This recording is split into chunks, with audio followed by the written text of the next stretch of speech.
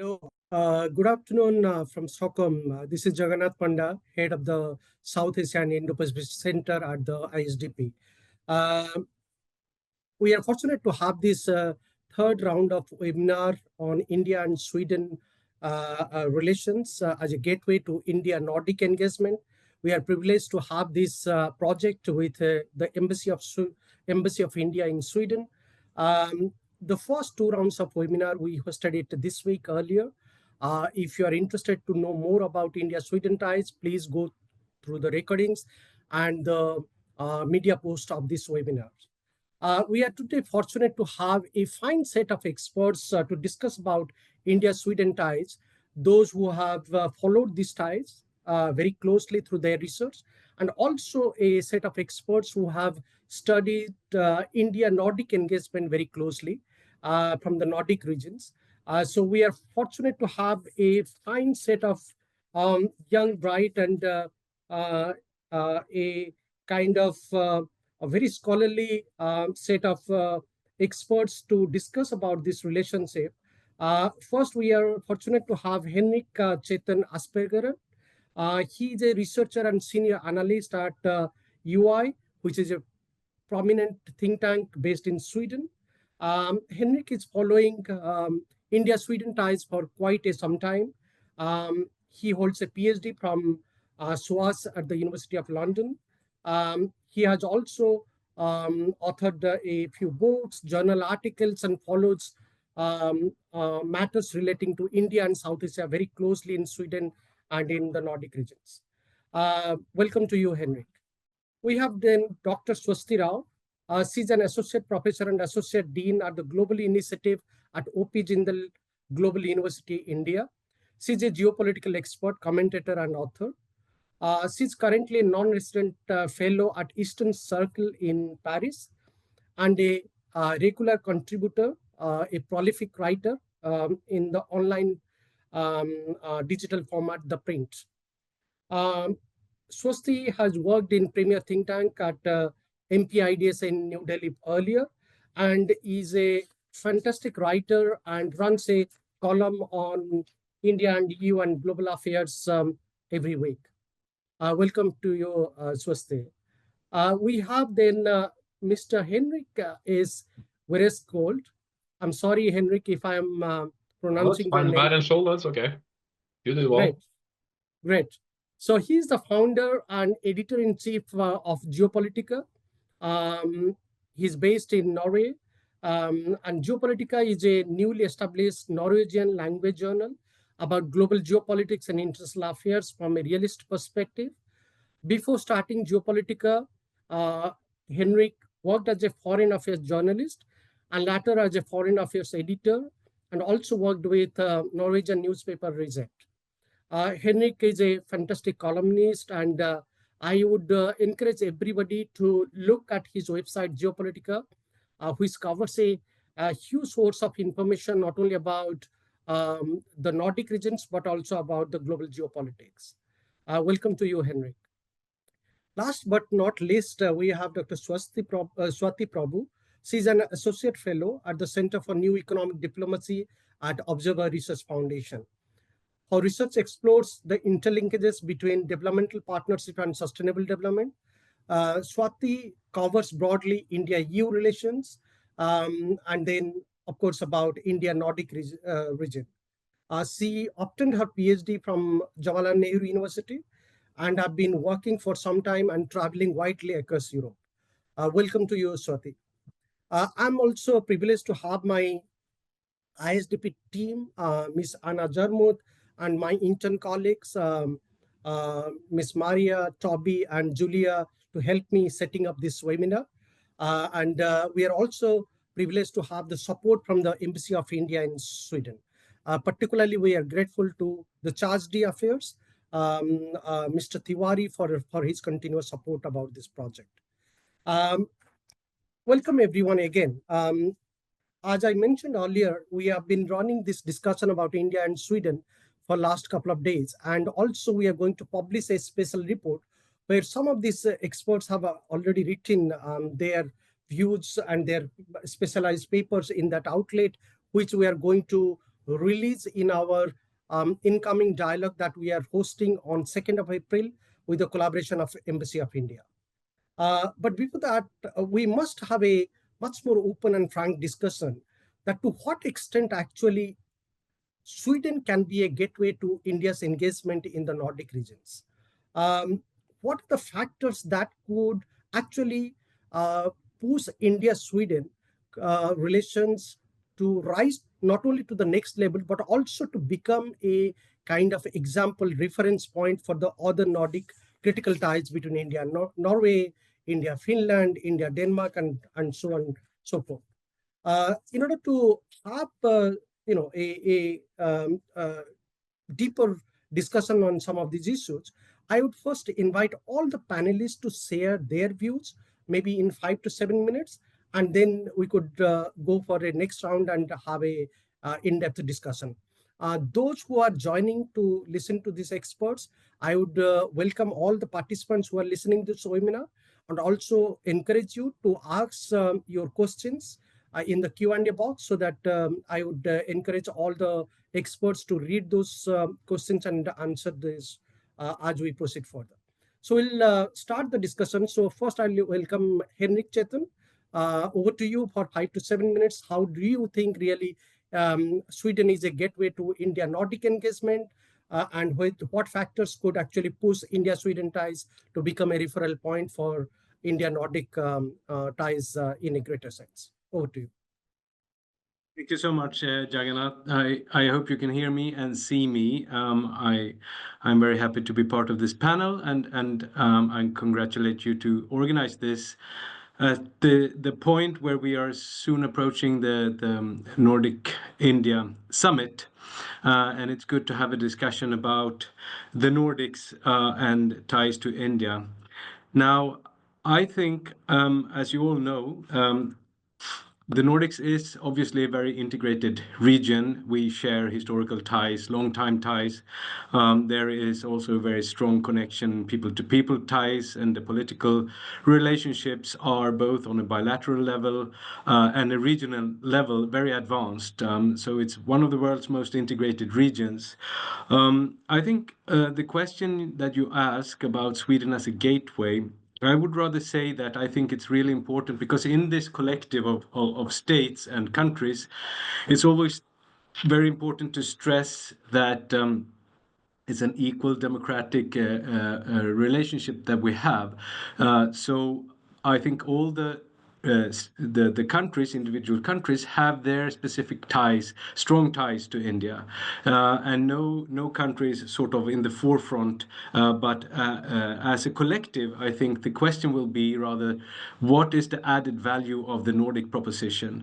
So we shouldn't really start with one country and ask, how can this experience be extrapolated? Rather to say, what can the Nordic as a collective offer India? I think, when we look at the different individual Nordic countries' relationships to India, they're all very strong.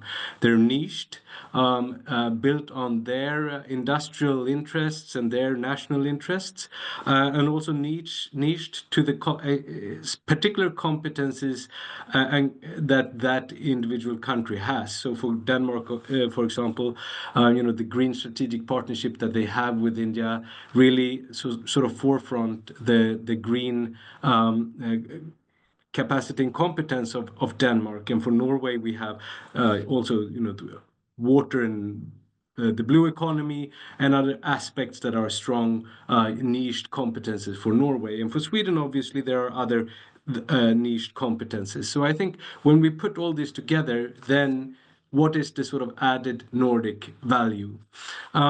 What I think, if we should draw some lessons from the Swedish experience, obviously Sweden has been a partner to India for a very long time and very committed over the decades of India's independence. Even before India's independence, we had very strong connections to the Indian freedom movement and so forth. So there are long historical connections.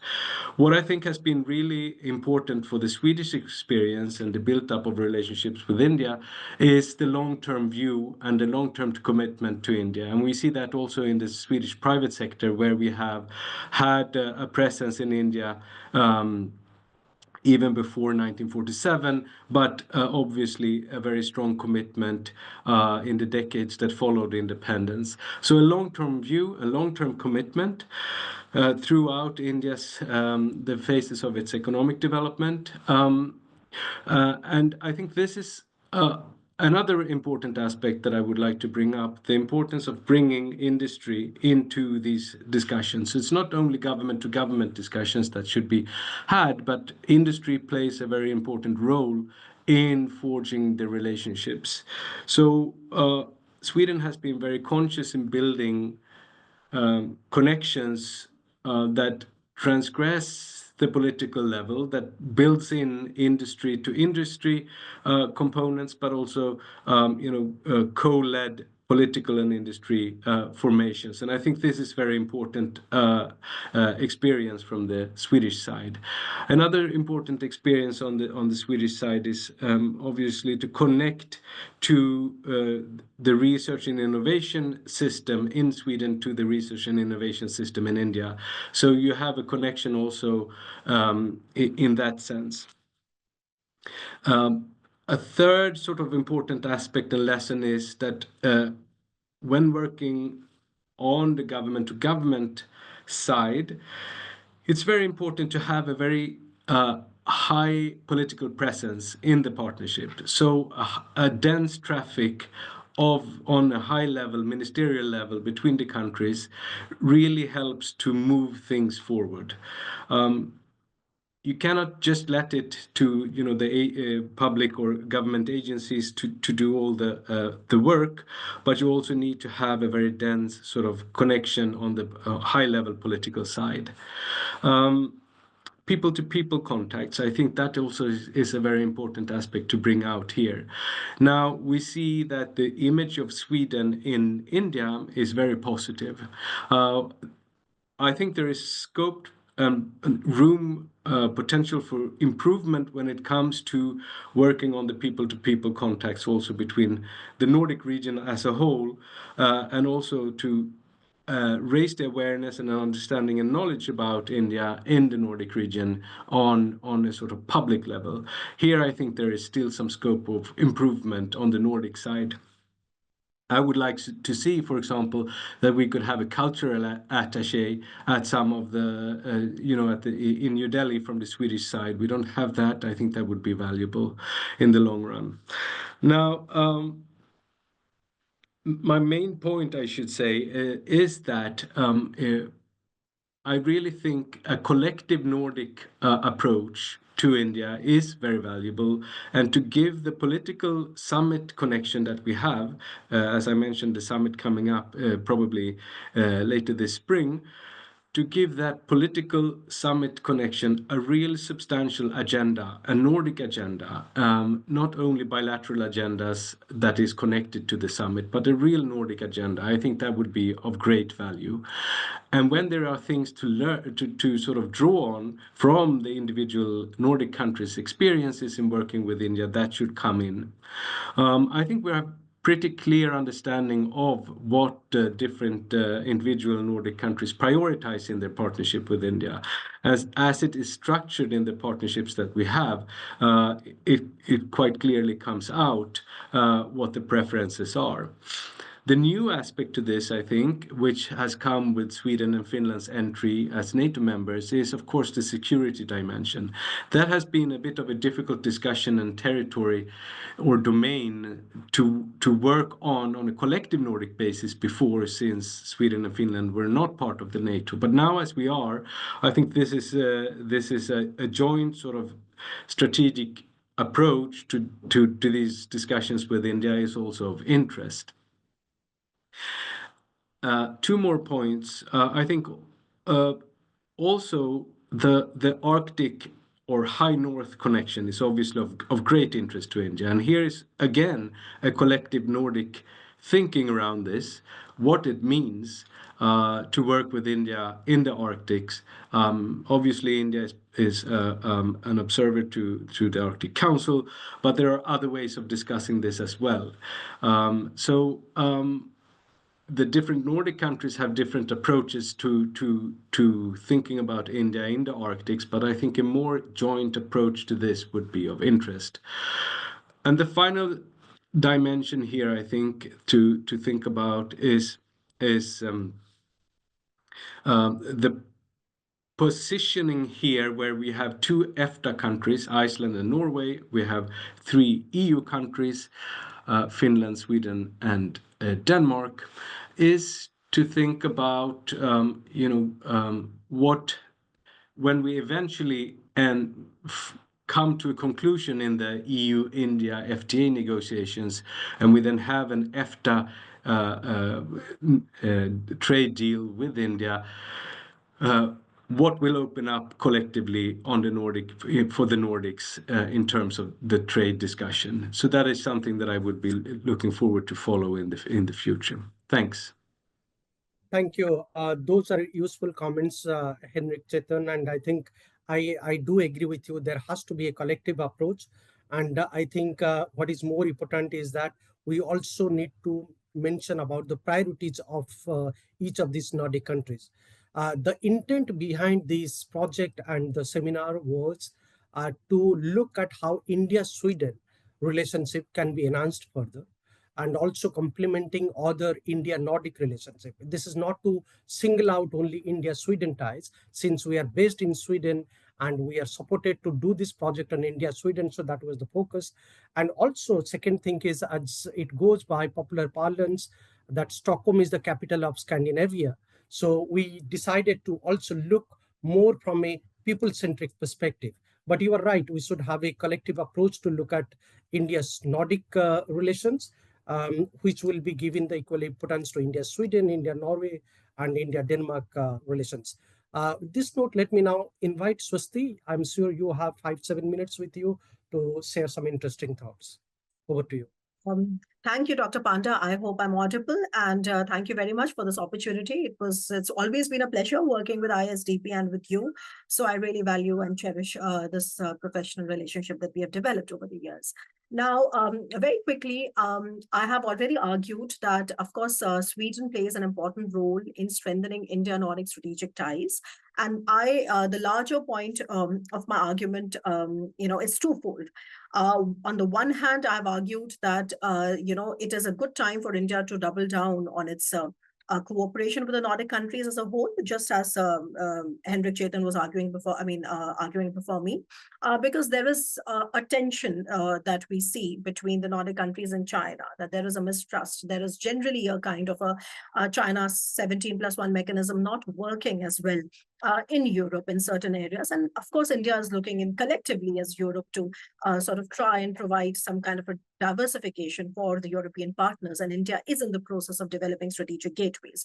So the China factor is one that should be playing a role of an enabler. That's one. The second thing that I've argued is that there is the role of the EFTA, the free trade agreement, India's first free trade agreement, by the way, that India signed with the Western developed countries. And there we are basically looking at a more investment collectively from these 4 countries into India.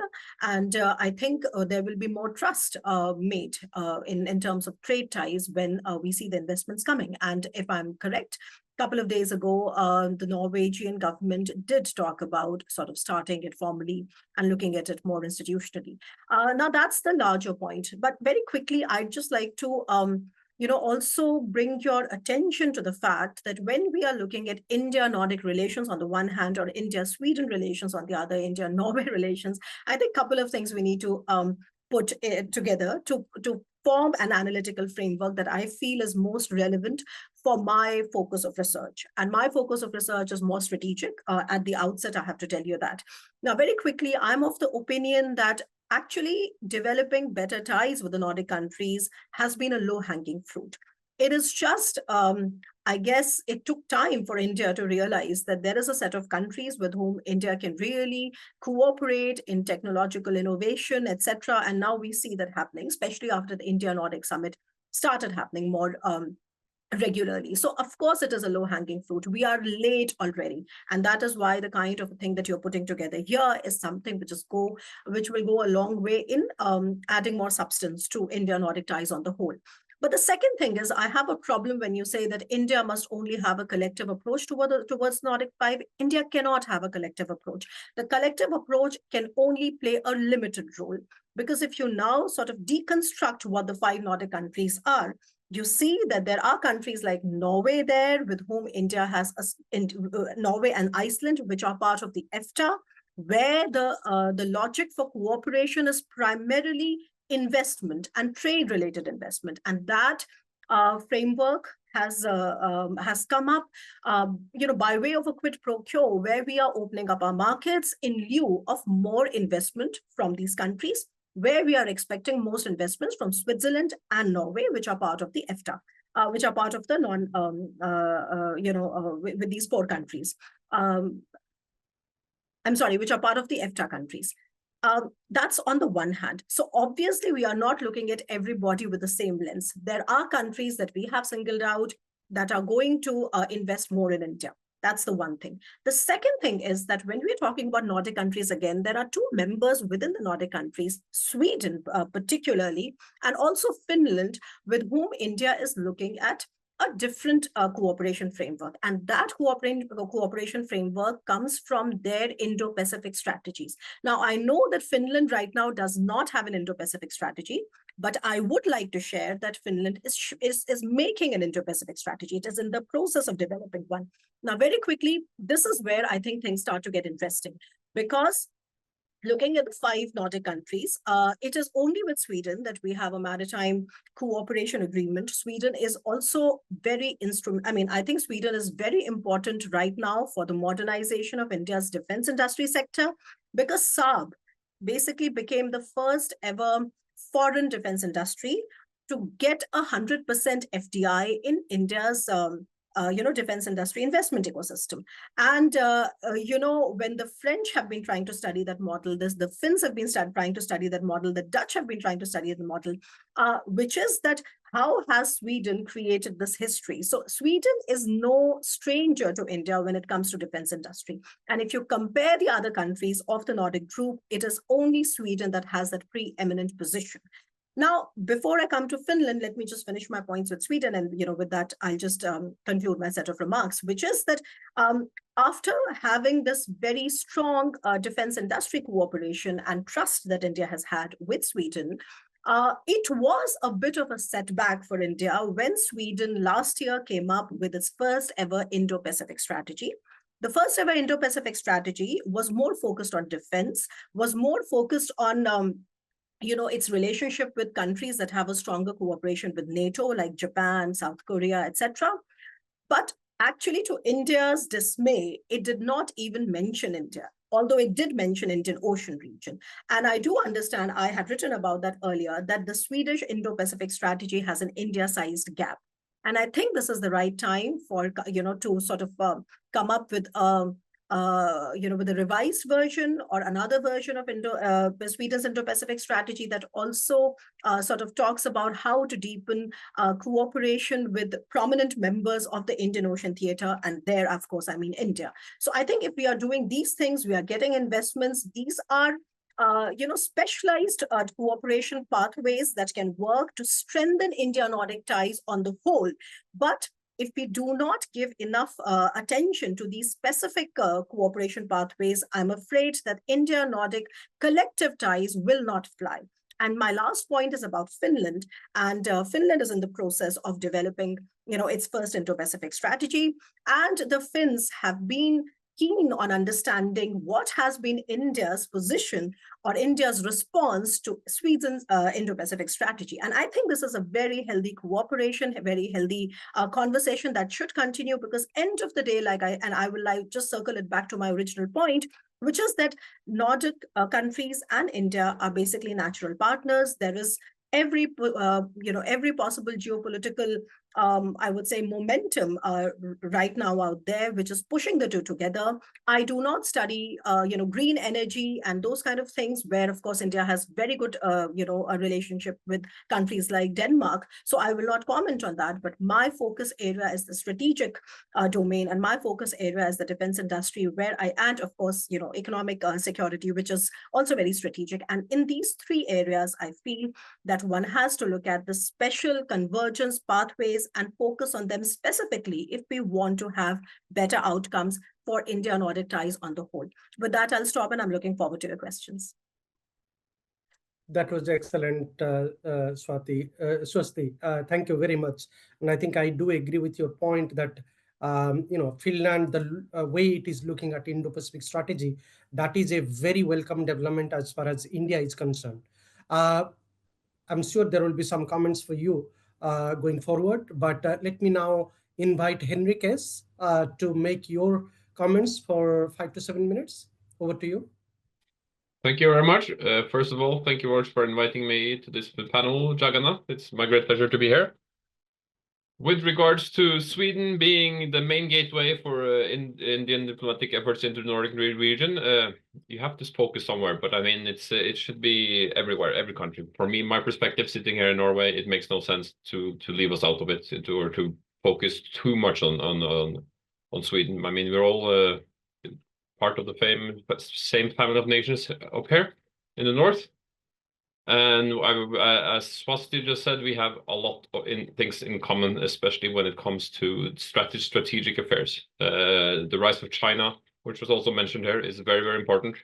And I believe that the Nordic region and India, we are perfect fits for, to move forward, to participate in the development of the sustainable development of India has become a strategic prerogative here in the Scandinavian countries, because it's a way of a counterpole to the increasing Chinese influence in the Pacific region. So we are doing all we can. We should do all we can to help India in its way to become a successful great power. And there are many ways we can go about that.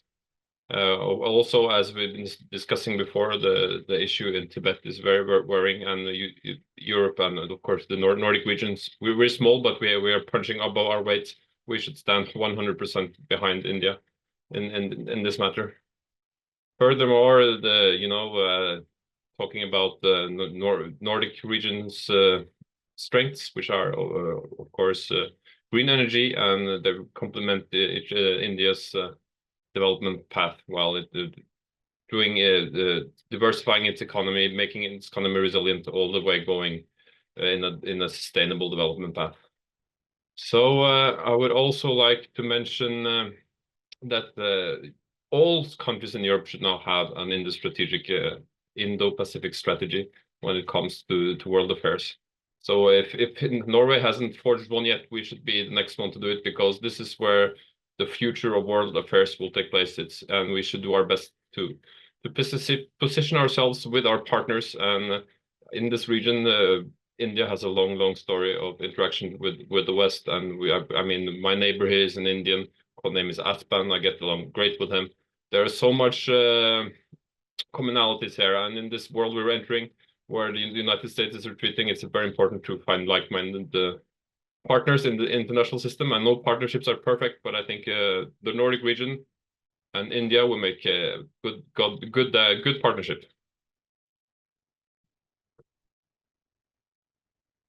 Thank you, Henriques. I'm sure, I think we'll come back to you with some comments and questions, but your point about that both India and Sweden having a common outlook on China is an important one. And I think China, as Swasti rightly pointed out, could be one of those discussion points in times to come, given their authoritarian approaches and the way they are losing the grounds in the European frameworks after their blind eye support to the Russian invasion on Ukraine. With this note, now let me invite Swati to make your points, maybe 7 minutes.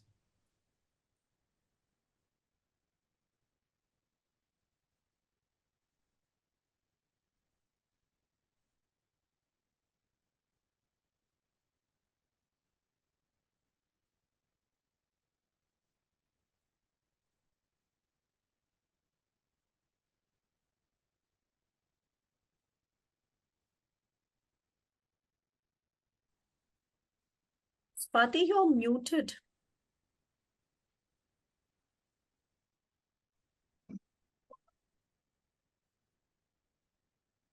Can you hear me now? You Yes. can. Okay.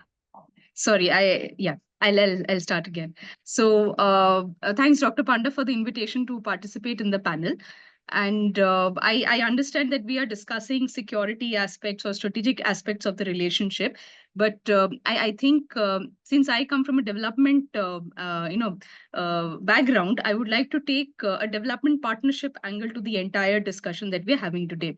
And we understand that the world is facing challenges and prospects as well, both in terms of security and development. And the world is transitioning also. And in this sense, we see that there has been an emergence of a contested multipolar order, which is increasingly becoming protectionist, and it's also becoming inward looking and also unstable. But at the same time, there are positives as well. We look at the profound technological changes, the deepening of digital societies and digital economies, where countries like India are making, progress as far as digital societies or digital economies are concerned. So in this sense, innovation becomes very important to discuss. Innovation is key.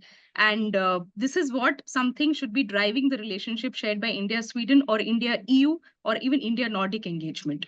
I think there are two factors which make India-Sweden engagement very important. First is geopolitical or strategic aspect that we definitely cannot ignore coming from a development background. And second is more of a sustainability angle that I want to touch upon.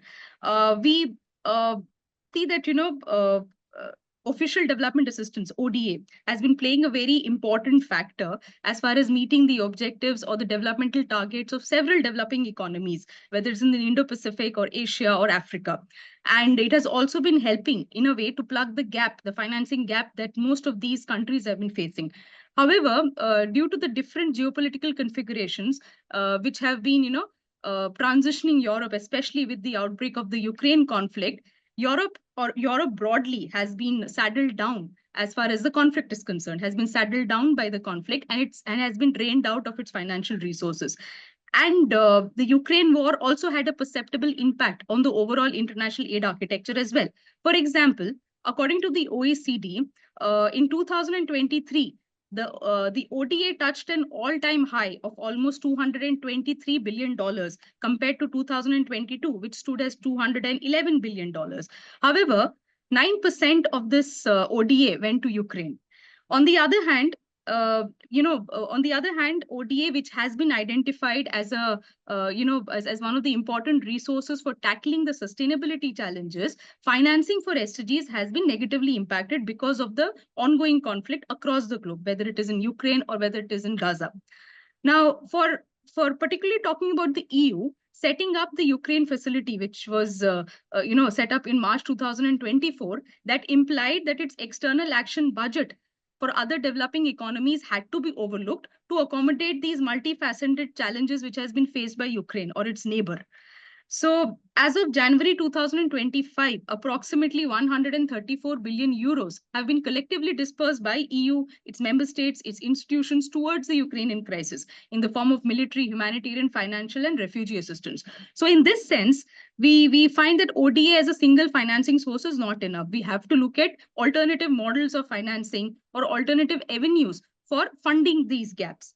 Now, since I said that, development partnerships are not devoid of geopolitics, the Ukraine war, in fact, it has multiple axes involved. We have the US-China rivalry, we have the Russia-US rivalry, and on the other hand, we also have a rise of like-minded partners like India and Japan, particularly talking of the Indo-Pacific, where these countries are trying to create a balanced, a rule-based order and an open security architecture.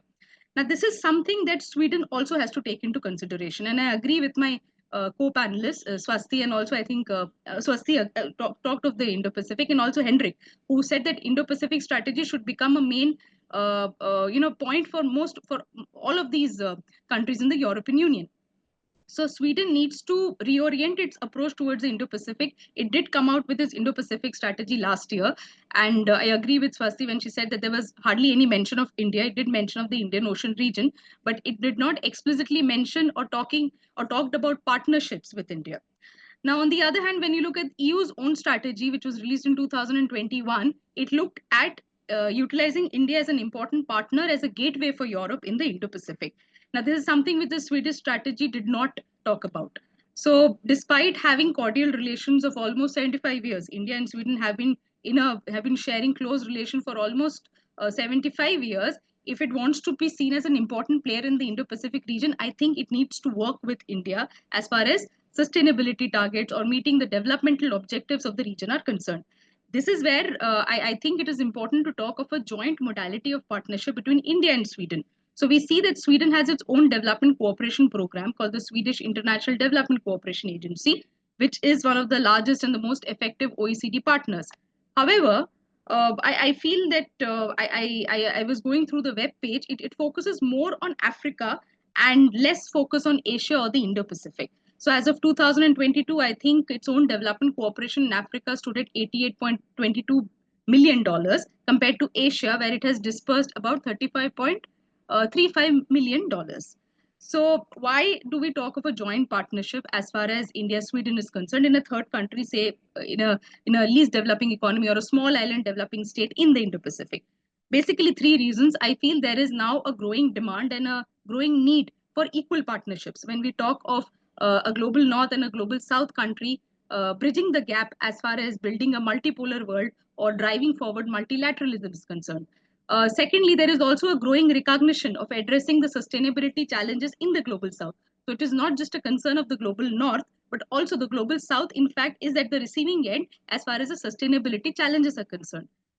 Third, there is also a growing concern for maximizing the positives as far as learning, capacities, knowledge building, advantages is concerned. And this is now being spoken about more vociferously by the global south, and also for minimizing the loopholes or the gaps or the uncertainties. I think India here is positioned very strongly, particularly after its G20 presidency, when it came out with its Voice of the Global South Summit, and where it was able or it managed to assemble almost 190 countries from the developing bloc.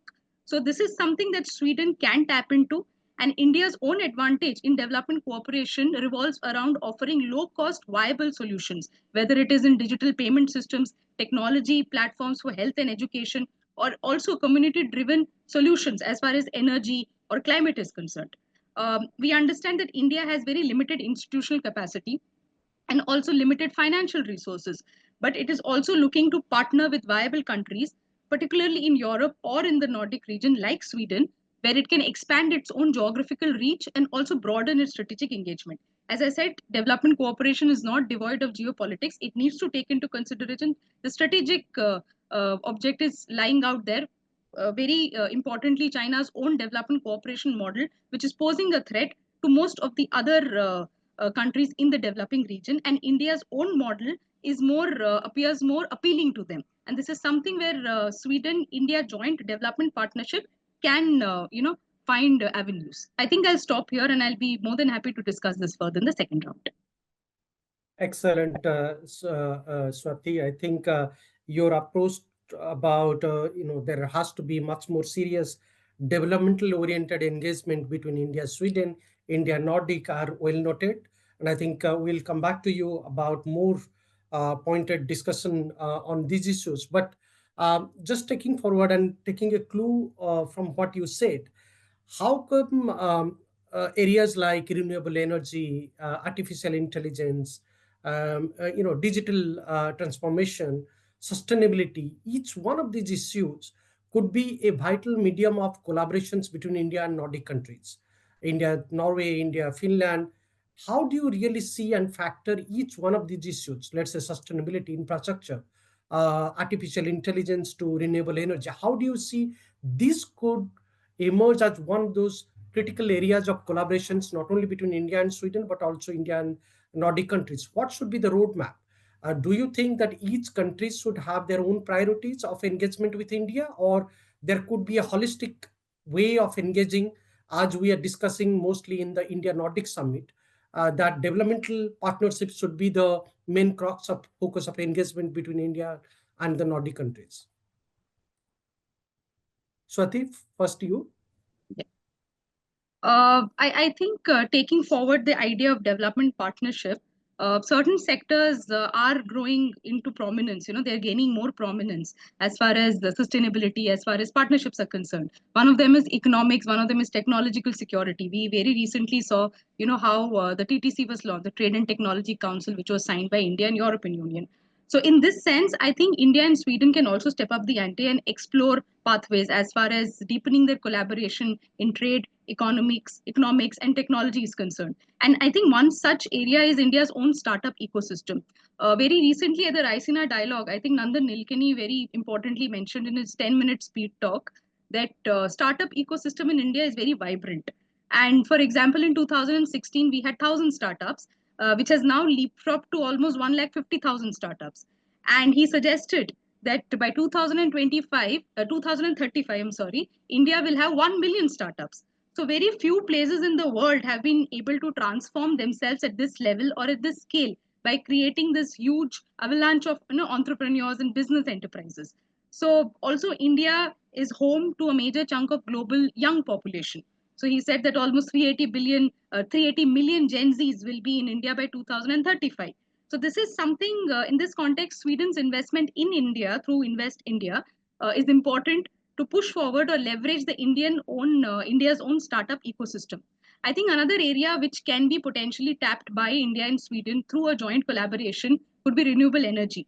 And India's own solar energy potential makes renewable energy a natural choice for the country. Again, I'll draw from Raisina dialogue because it just concluded, and these are some of the points that we came across while attending the dialogue. Jayant Sinha very importantly mentioned that the country, given that the country is trying to work towards solar energy, for them, so for India, solar energy is going to be cheaper than coal in the coming years, and that is without even considering the whole idea of climate change. So he says that in fact renewable energy is a natural option for us, and this is something which I feel Sweden India can collaborate. And this also brings me to the point of LEAD IT, which was signed by India and Sweden during COP28 in 2023. That is Leadership Group for Industry Transition. I think this in a way brought forth their own ideas or their own shared interests as far as spearheading a more ambitious and an accelerated global industry transition is concerned. The tangible results of this partnership will be presented, I think, at COP30 this year in Brazil.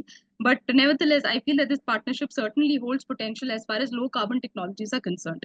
Having said that, I also feel that it is crucial to understand that expanding innovation in research and technology also brings with it its own set of challenges. For example, regulatory mechanisms, institutional architectures and framework, private sector participation or industry to industry collaboration or industry to industry interactions, and an overall enabling environment for different business models to thrive and survive. And also, in this sense, I think this collaboration can also be implemented in the Indo-Pacific, where, which is home to a majority of the SIDS and the least developed countries and the low-income countries. And this region also has a vast influence as far as blue economy is concerned or protection of the marine environment is concerned. And the coastal ecosystem and the marine ecosystem, they are, in fact, one of the richest and most productive in the world as far as social and economic importance is concerned. So the Indo-Pacific and an India-Sweden joint collaboration, a joint development partnership in these sectoral areas of energy, technology, Indian startups could be something that can be tapped into. Thank you. I think that was very interesting. Henriques, I will come to you. You have written something about the Norwegian perception on India, how India is emerging as a power. If we look at each one of these areas, digital transformation, sustainability, renewable energy, as Swati Prabhu and other speakers pointed out, India is actually moving very fast. So how does Norway looks India as a partner in coming years, particularly in some of these areas? You would like to share your thoughts maybe?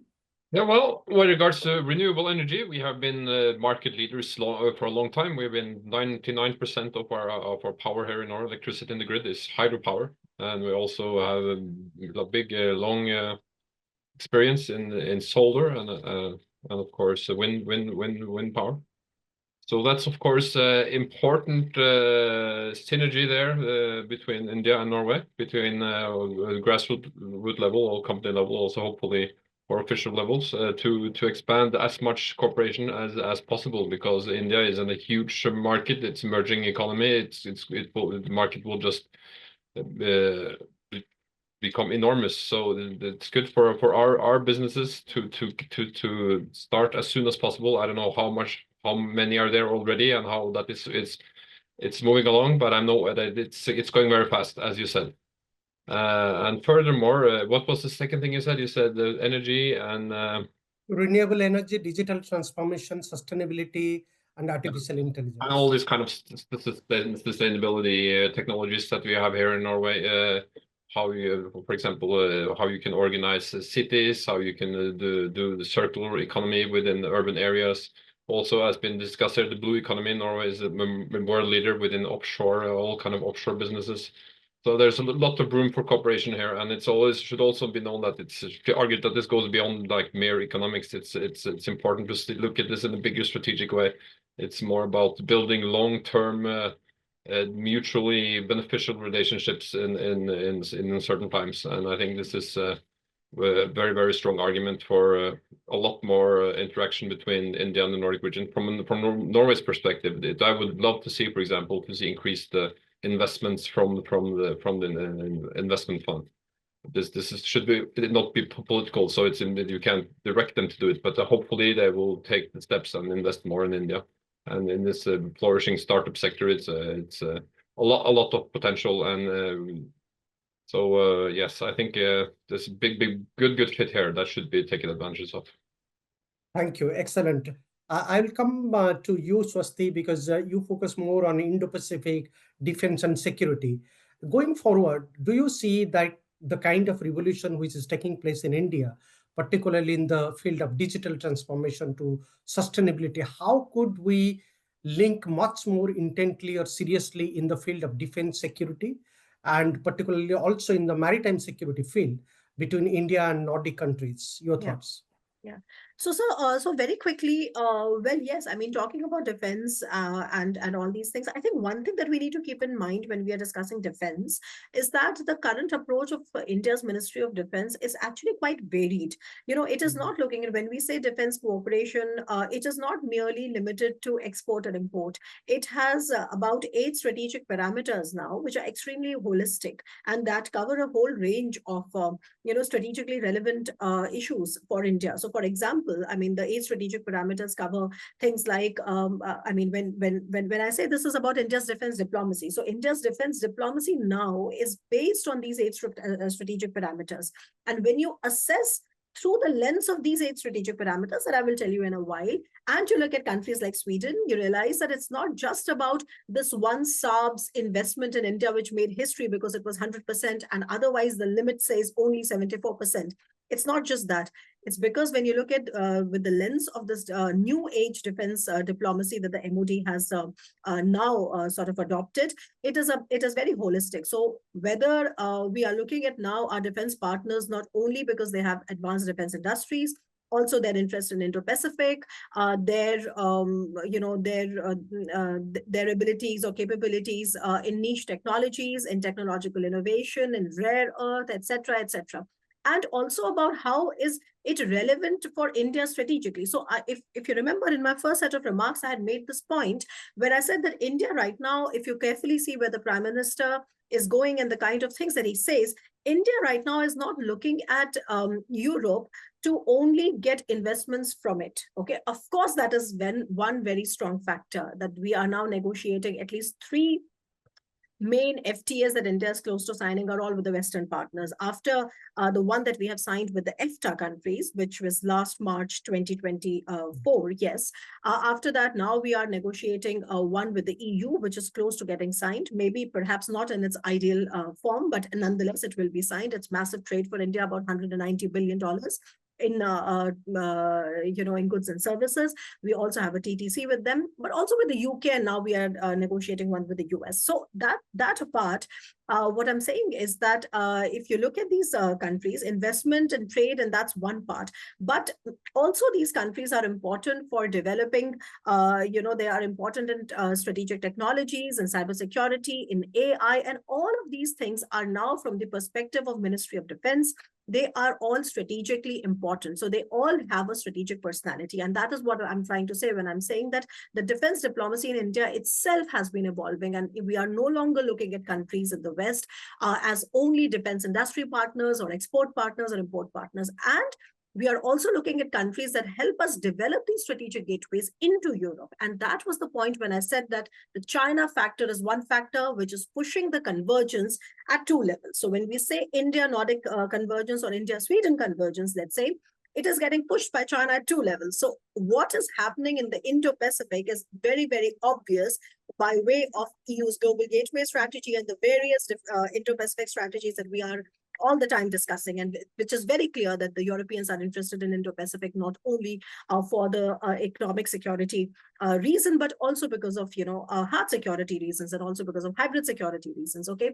But on the other way around, the China factor is also a factor which is fueling India's strategic gateways into Europe. So for example, everybody keeps talking about IMEC, but what has been happening right now between India and Europe is that even though the Middle Eastern part of IMEC is not working so well, but if you see, the Prime Minister has already started talking about developing more, port infrastructure and connectivity into Europe. And he has started talking about Marseille now. And Dr. Panda, that we have been discussing that actually the Mumbai-Marseille connectivity has to be complemented then by Mumbai-Marseille, Trieste, and Thessaloniki connectivity. And I think that countries of the Nordic region can also play a major role, because ultimately we want to develop these connectivity projects and these, infrastructure projects to try and tap into the markets of the three Cs countries, which are all, the Central and East European countries, which are bordering, the Nordic countries. So I think what is interesting, what is happening is that not only is the geopolitical momentum as such, that all these, areas of convergence are evolving in the Indo-Pacific region for sure, but it's also helping India to sort of try and give the Europeans a kind of a diversified, trade and connectivity infrastructure engagement in Europe itself. And that is also what India's, closely looking at. And that's the China factor there. And very quickly, just last thing that I'd like to say is that the kind of maritime cooperation that India has with Sweden is also something which is very unique. I think India is the first country with whom Sweden, or let me just put it the other way around, that Sweden is the first country in the Nordics with whom India has, maritime security, maritime cooperation. And India has also sent only last year, if I'm not wrong, it was, I think, August in 2024, that Indian Navy sent its frontline stealth frigate, which is called Tabar.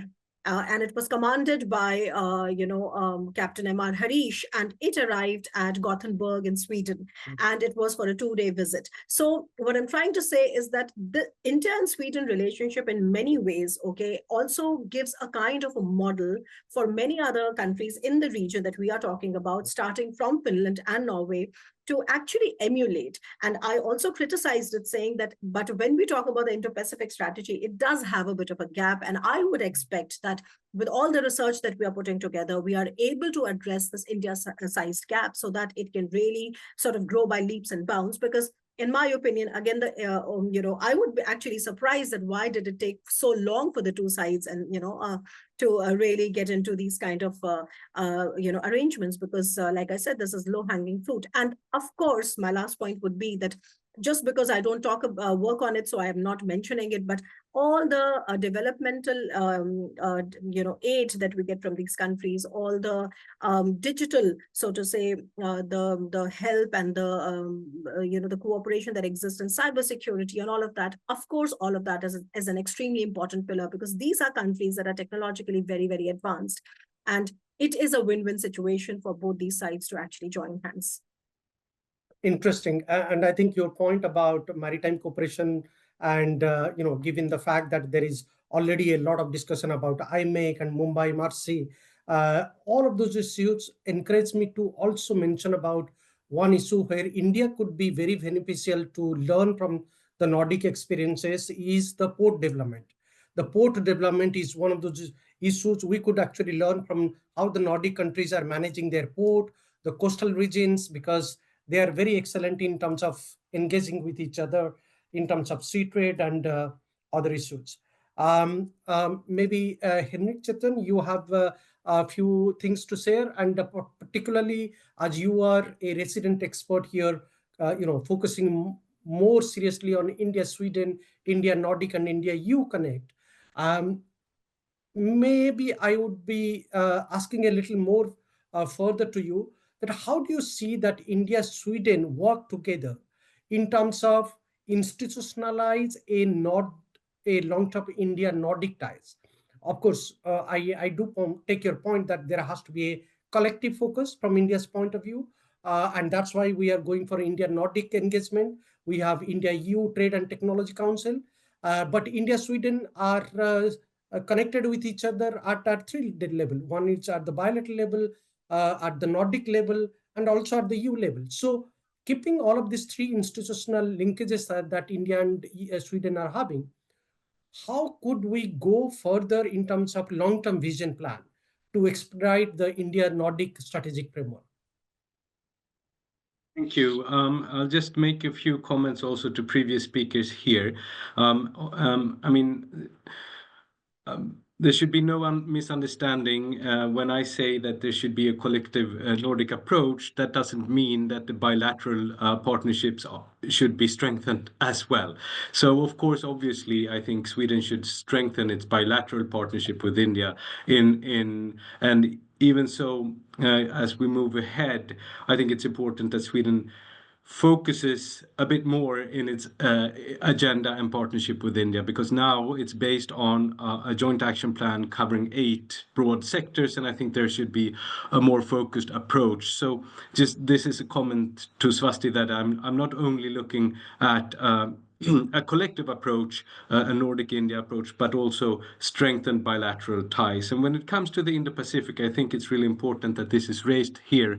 And thanks for that. I think it should be remembered that during the Swedish presidency in the EU, the largest ministerial that was held here in Stockholm was actually the Indo-Pacific Ministerial Forum. So Sweden has a strong focus on the Indo-Pacific, and the specific product that you mentioned now, Swasti, with regards to the Indo-Pacific, the strategy you mentioned, that comes out of the Ministry for Defense. So it's not an entire all-government strategy; it's a Ministry of Defense strategy, and that. But I agree with you; it should be something that all departments should work towards a joint strategy on the Indo-Pacific. I think some of the interesting thing before I answer your question, Jagannath, some of the interesting things that came out of the recent College of EU Commissioners visit to New Delhi was some of the language and some of the new initiatives that came out of that. I think it's interesting looking at, for example, undersea infrastructure. The protection and security of that is something I think we as Baltic Sea countries should pay extra attention to. This was one issue, and also the kind of agreements that the EU has with South Korea and Japan. They were also considered now for India in the defense sector. So I think these are developments where the EU is trying to work and navigate how to become a much more prominent security actor also in the partnership with India. When it comes to the institutionalization of Nordic India cooperation, I think there are, several areas where we should, if we come up with a more focused and deep Nordic India joint action plan, if this could be one of the sort of deliverables from the Nordic India summit going forward, I think we have mutual interests here from the Nordic side in looking into certain areas, specific areas, and I think I think green technologies would be one of those areas. I think security and defense cooperation should be one. I think emerging technologies should be one. And there are for sure others, innovation and research collaboration. And coming up with such an agenda, I think, would be important to keep the interest from India and New Delhi towards this region as a collective. And there obviously needs to be trade-offs and balances here with what the individual Nordic countries would pursue in their cooperation with India on a bilateral level. I think also, when we look at Germany, for example, who recently came up with a new India strategy focus, or it's not actually a strategy, but a strategic document called Focus on India. It really shows how the Germans want to work with India on both the bilateral and the EU level. Something similar, I think, would be important from the Swedish side, and perhaps I'm not here to advise the other Nordic countries, but from the Swedish side, I think it would be interesting to come up with such a focused strategic thinking on how these three different levels that you mentioned now, the Nordic, the bilateral, and the EU level, would you sort of be intertwined and actually contribute to the Swedish-India partnership as such. There are no clear ways of institutionalizing it. One could think about how the Nordic Council of Ministers could work with India. One could think about deeper cooperation within the Arctic Council, and there are other ways where the Nordics and India could have or already have cooperation on an institutional level. One further aspect of this is, of course, to think about how in this sort of issue-based or unilateral architecture, institutional architecture that is emerging, where India is really an active actor in moving these issue-based coalitions and unilaterals forward. The Nordic is perhaps too small an actor collectively to work within these settings, but the EU should be much more present, I think. So these were a few thoughts. I don't know if I answered your question directly, Jagannath, but I stop here. No, thank you. That was excellent, Henrik Chetan. And I think going forward, let me read some of the questions and comments that has come in the Q&A box. I would also encourage each one of you to have a look at those questions. I am going to read it one by one and direct the questions towards you.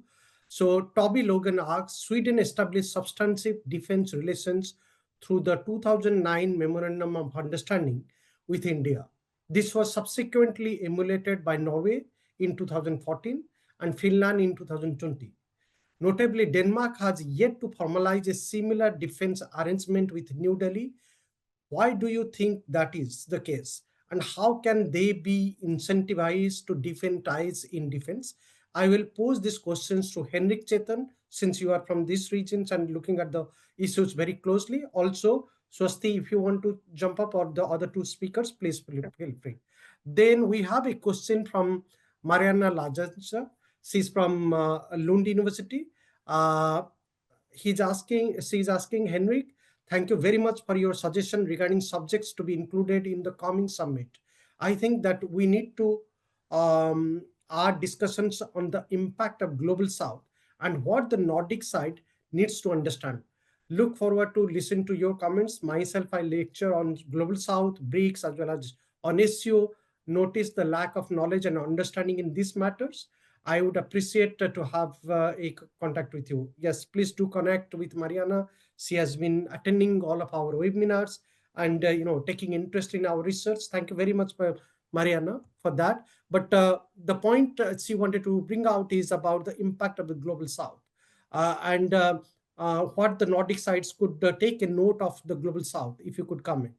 Then there is a question about recently, Sweden has emphasized the need for India and the EU to stand together as democracies in a rules-based international order.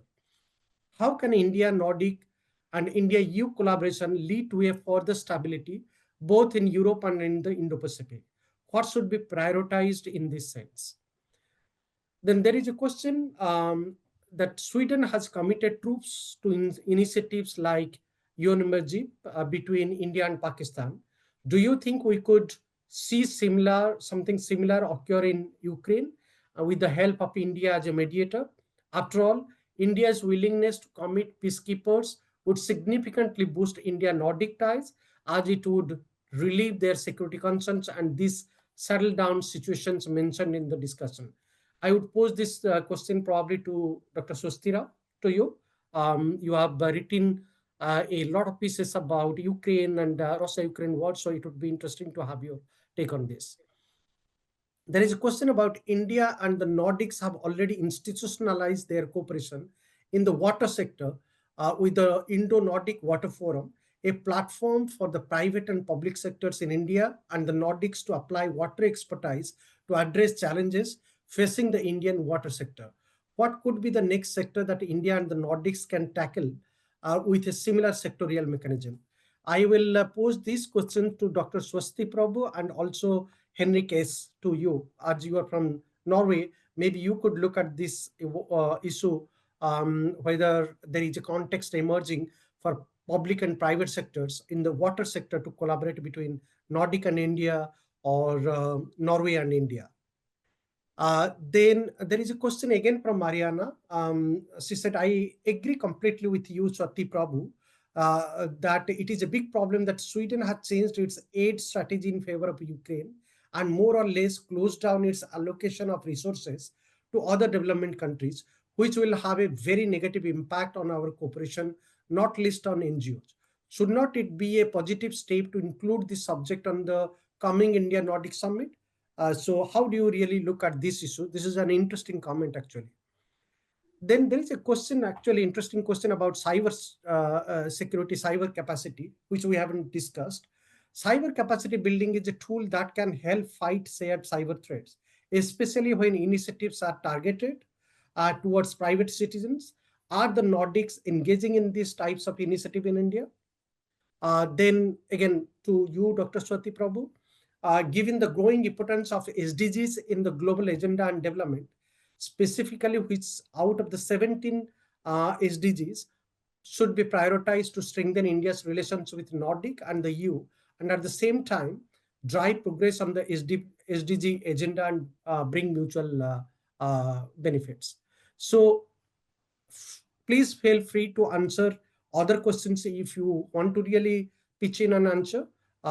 Each one of you will have 5 minutes so that we have roughly 13 minutes, 23 minutes. So each one of you could go for 5 minutes and then we'll end up in 20 to 25 minutes. I'll start with Henrik Chetan to you.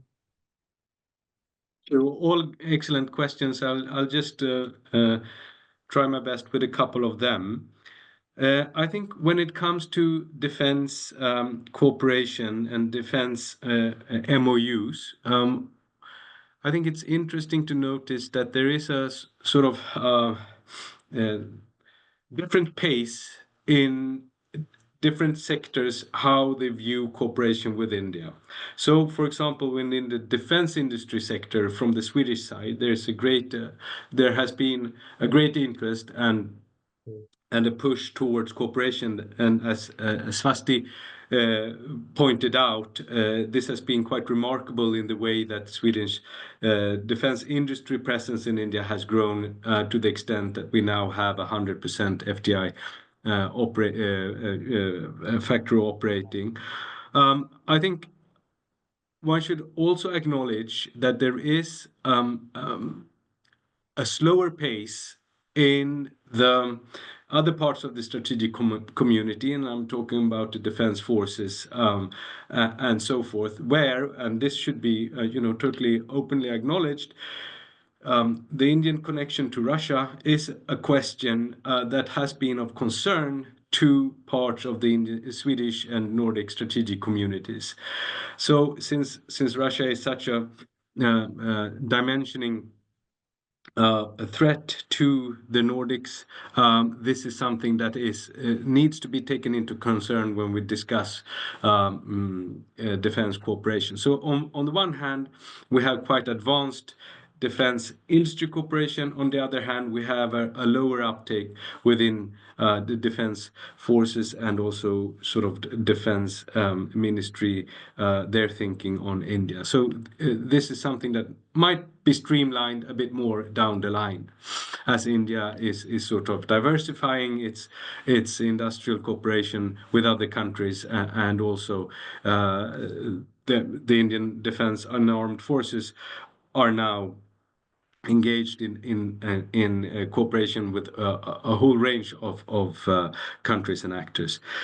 So that is one aspect. And when it comes to the global south, I completely agree. I think there needs to be a shift in mindset in the Nordic region and on the Swedish side as well, to think about the global south not in terms of only as sort of development cooperation partners, but also in terms of emerging economies and emerging powers. So to think about this long-term strategic partnership ambitions with partners outside of the traditional West.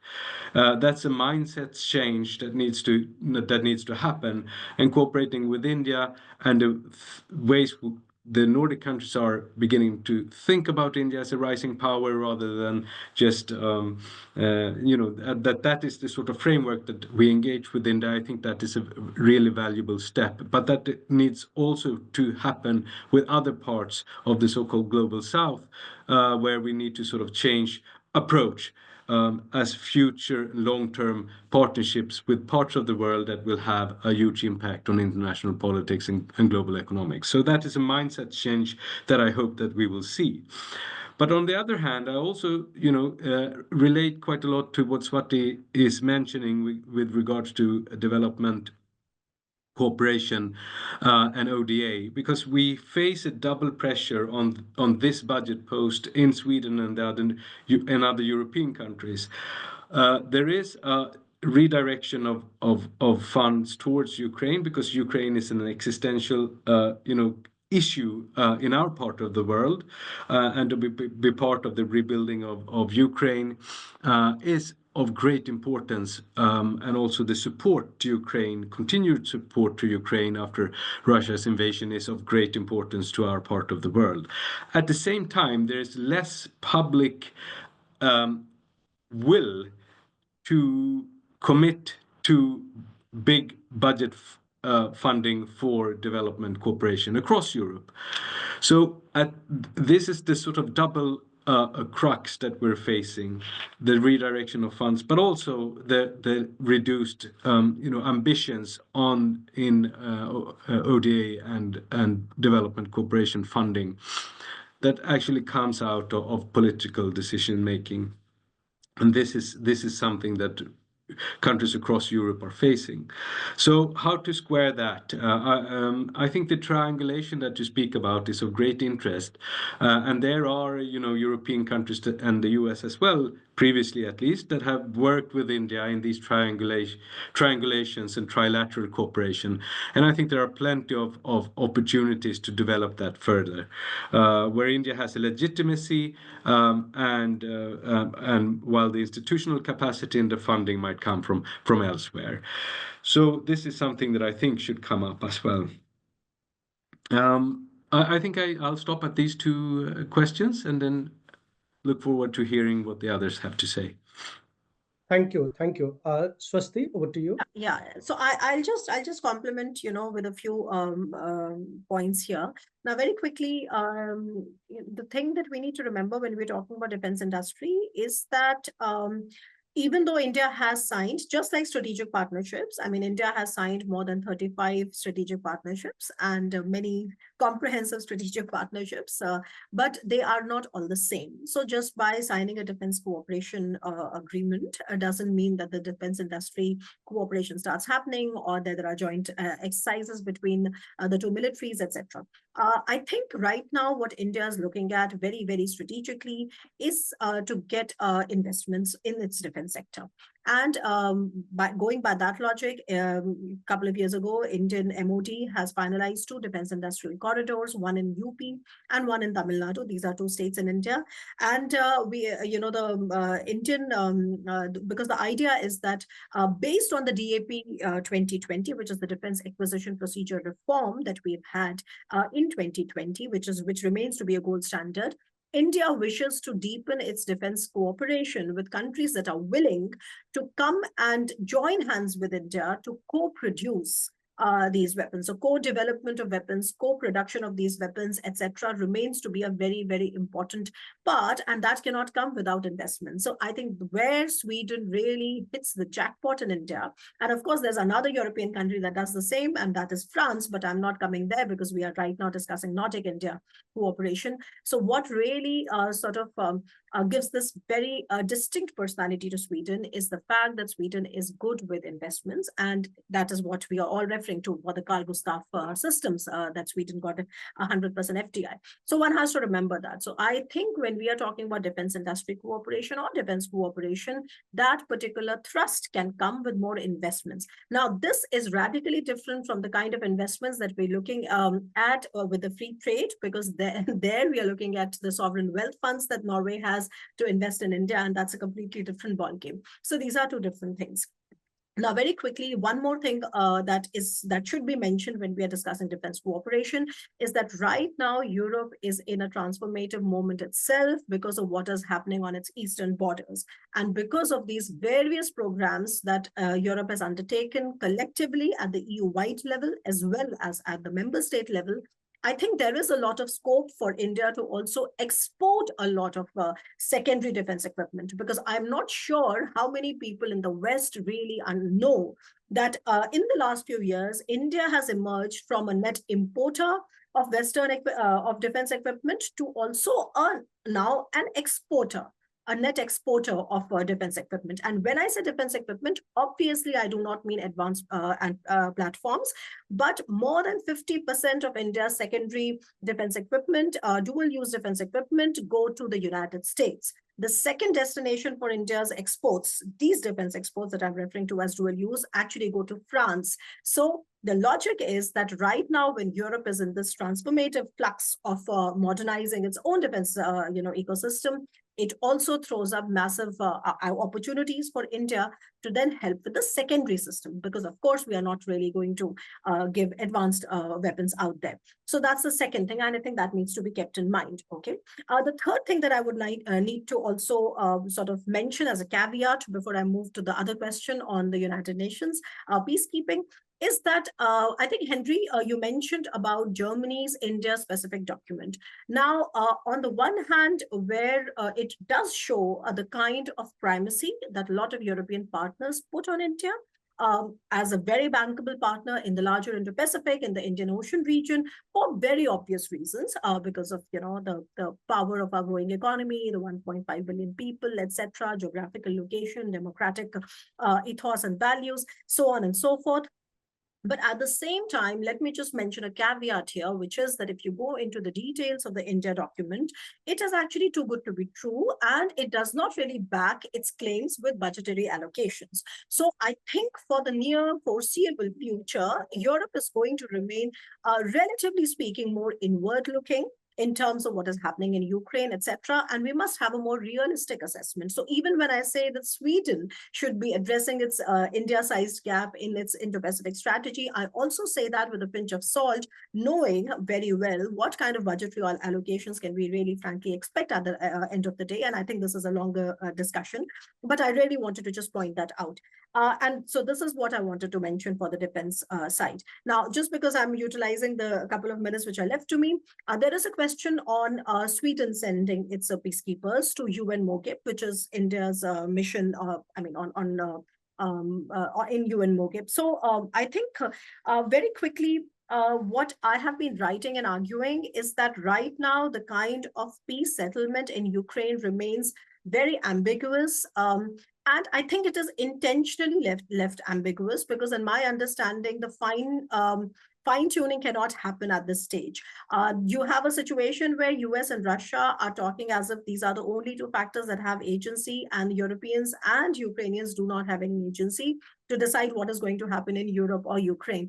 I personally don't agree with it, but yes, I do agree with the fact that when it comes to peacekeeping, India can play a role, because Russia has been insisting on only allowing for those peacekeepers that belong to non-NATO countries. And of course, India has, I would say, illustrious record when it comes to United Nations peacekeeping. In fact, India has sent more than 6,000 peacekeepers, to the United Nations at a given point of time. Now, very quickly, the only difference would be when it comes to India about taking this decision is that if I see India's record with mediation efforts in Ukraine, I think it's been pretty nil, because even though we have said it, but when the time has come, I only see countries like United Arab Emirates or Saudi Arabia or Qatar, these kind of countries are taking lead.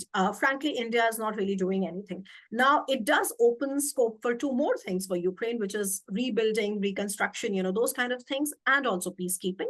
I'm of the view very quickly that one has to wait for that situation to come, because from the UN mandates, there is a technical difference between peacekeeping and peace enforcement. If it has to do something with peace enforcement, I personally think India would be very wary, because this would entail a lot of use of force, and this could really backfire in the situation where Europe and Ukraine doesn't have an agency and peace remains to be fragile.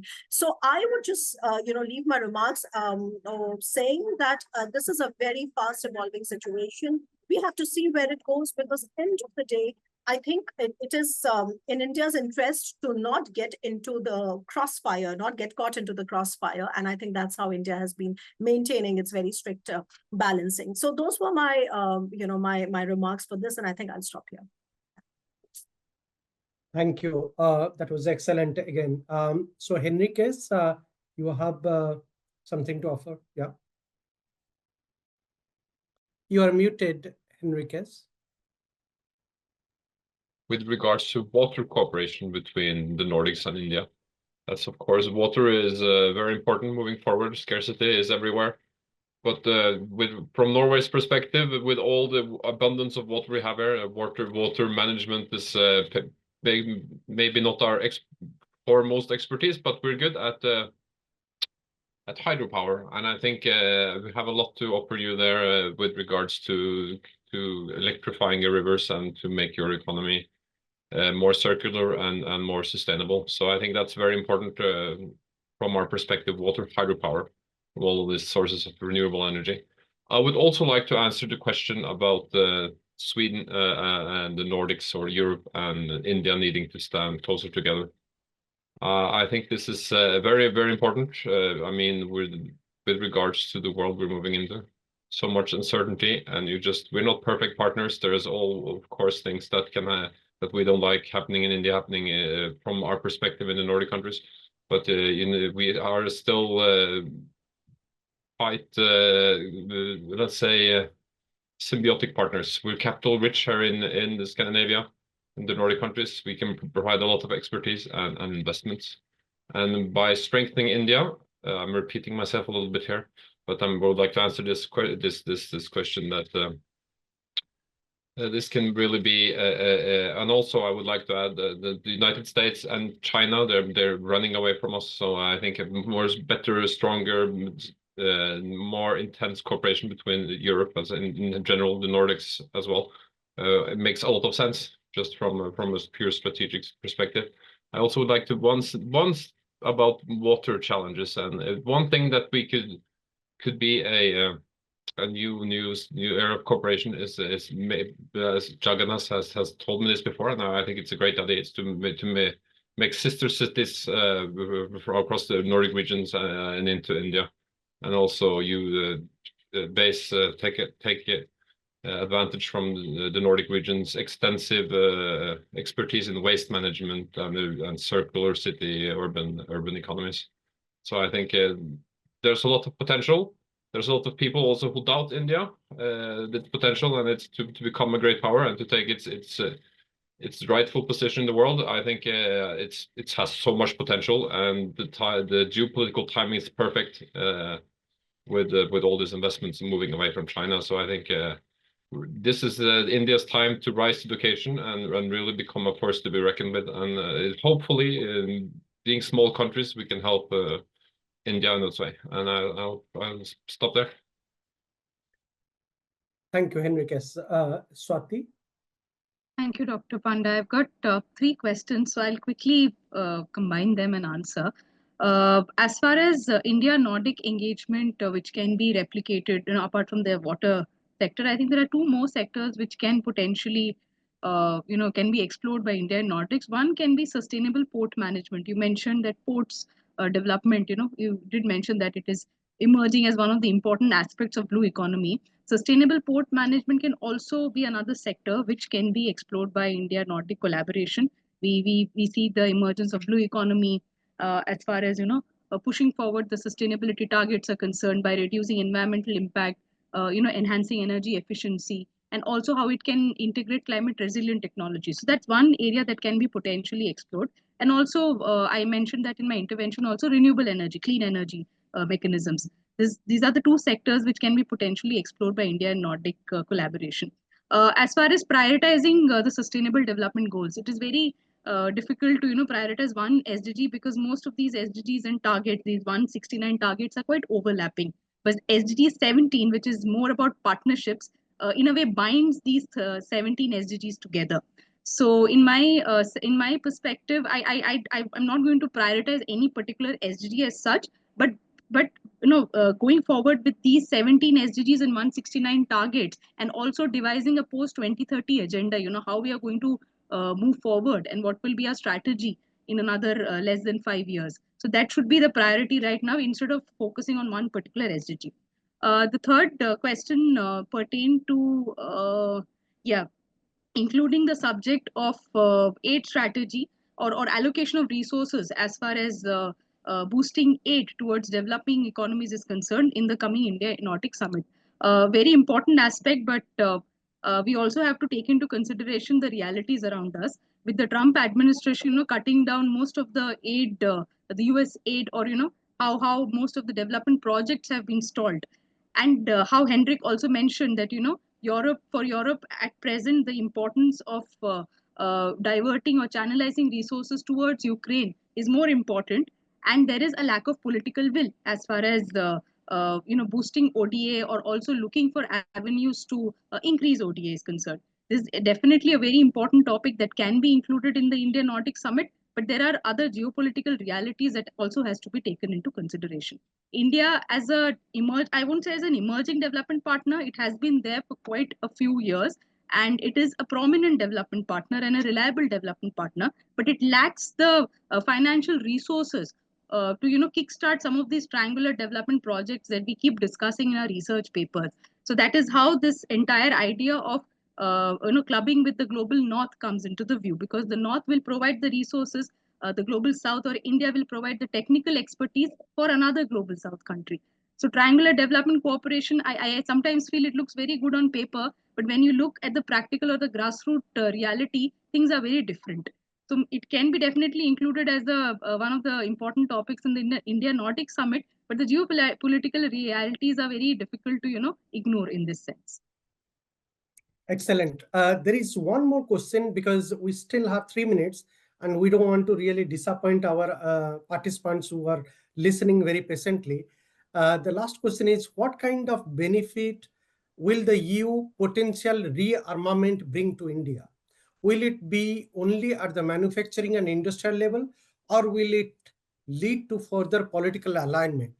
I may add to this question by saying how Nordic could actually play a significant role in terms of the defense engagement if we are talking about EU going for rearmament. So I will pose these questions to both Henrik Chetan and Swasti Rao. Maybe we'll start with Swasti Rao, you.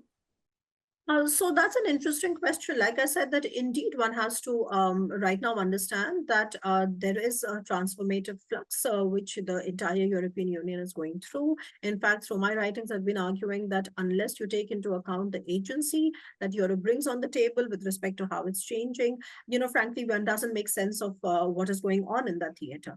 And in the longer term, I think we will see a different Europe. We all know that the 27 member states do not comply by the same set of perceptions when it comes to either the war or United States, etc.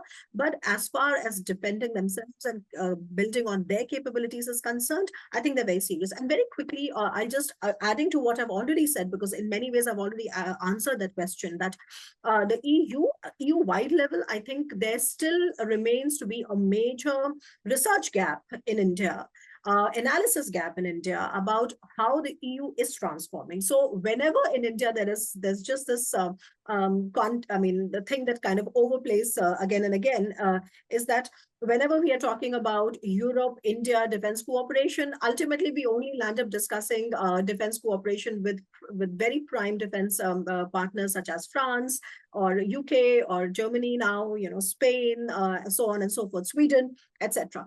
I think what we miss there is the transformation which is happening at the EU-wide level because of the EU defense industrial strategy, because that came for the first ever time in 2024. And if you look carefully in the defense industrial strategy, actually what the Europeans are trying to do at the EU-wide level is that they are trying to promote common procurement. And because I work on the defense sector and all these strategic issues, I have been arguing for a while now that it is the right time for the EU to actually develop cooperation pathways with countries and partners outside of that theater, because for a long time, as long as the Biden administration was there and America and the EU had a particular kind of transatlantic texture, which has been completely shredded to pieces by Donald Trump, as long as that was there, there was no real need for the EU to actually look outside of their continent and in different theaters, in Indo-Pacific, etc. Even though back then as well, one country that really stood out in terms of making use of EU security transformation was South Korea. So South Korea is a country that is already there big way, aiding the defense modernization at the EU-wide level and also specifically for countries like Poland, etc. But now with Donald Trump, I think it makes all the more sense. And let me just mention about Sweden, because, you have the state-of-the-art fighter aircraft called Gripen. And of course, in India, we study that. And, I can tell you in circles, in defense circles, when we discuss, one of the things that we land up noticing again and again is that Gripen is state-of-the-art, of course, but Gripen is also dependent on American engines. So what you're using is, the GE engines again. And that also calls for a kind of a dependence that you basically need to really build resilience in. So long and short is that, of course, this is a very long technical debate, but what I wish to state here is that right now there is even more geostrategic logic for the EU to sort of loosen up its cooperation pathways, not take the PESCO route, because that is not going to fly. The PESCO route and the 3 administrative agreements, etc., that the PESCO route takes is not going to fly if countries like India can play a role. And I believe, and my research shows, that countries like India can definitely play a role, because what I've just mentioned, that more than 50% of our secondary defense equipment is now going to United States and France, etc. So why not go to at the EU-wide level? Because common procurement law says that if you order in a joint fashion, the EU gives some incentives to make it cheaper. So it is a win-win situation. And I am of the opinion that if you look at the nascent security defense cooperation that EU and India are now brainstorming, of course, the major push there is on hybrid threats. But there will be some kind of defense industry cooperation that we will see, because we are seeing that countries like South Korea, etc., are playing a big role. And I think this is India's moment as well. So I think therein India can play a role. But we need to be realistic. I don't expect, a sea change there. Excellent.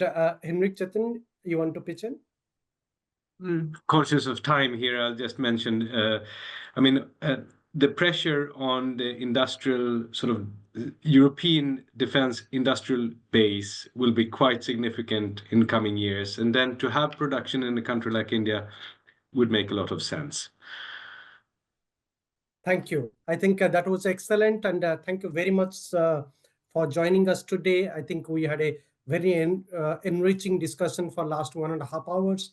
Thank you very much again for your insightful remarks. We are going to prepare a recording out of this webinar. We'll put it in our website, and also we'll prepare a text report of this webinar and publish it in our website. So I'll encourage each one of you to have a look from time to time, whenever you get time, to have a look at our website to follow more on this project particularly. With this note, let me also thank the Embassy of India in Sweden for their generous support to not only host this 3 webinars, but for engaging with ISDP and also bringing all of these fine experts, allowing us to stay engaged with you. My excellent team in ISDP, Anna Yermuth, Toby, Julia, and Maria, for your excellent support. We are hosting this webinar. Thank you very much for being with us and helping us in the background. With this note, also, it goes to our participants who have found time to engage with us, listen to this conversation, and also stay engaged in our social media networks. I wish all of you a good evening and a good week ahead, good weekend ahead, and enjoy your time, and probably will stay connected when it comes to India, Sweden, India-Nordic, and India-EU when it comes to future projects and future collaboration. Thank you very much and have a good evening. Thank you, Thank you Jagan. so much. Thank you. Bye-bye. Bye-bye. Thank you. Thank you.